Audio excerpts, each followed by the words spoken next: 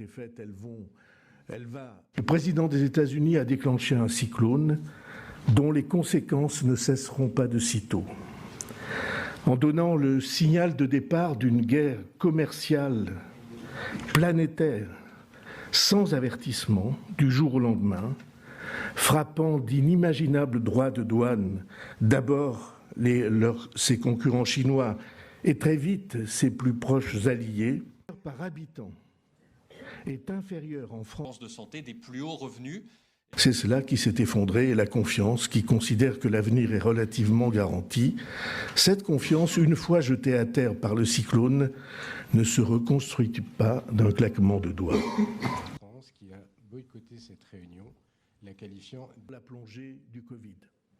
La trajectoire budgétaire définie pour 2025 et 2026, un peu théoriquement, doit être maintenue, en gardant l'objectif d'un retour aux 3% de déficit en 2029. Contrairement à ce que l'on a beaucoup entendu dire, ce chiffre des 3% n'est pas un chiffre au doigt mouillé.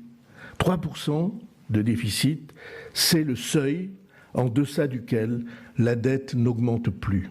Français.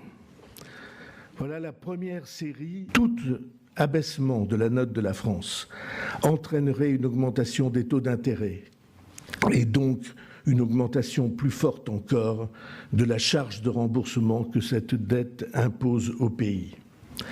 C'est un cercle vicieux, c'est un piège dangereux, potentiellement irréversible, important pour Dijon, moyennement important pour d'autres. On ne peut jamais s'arrêter au moment qu'on est en train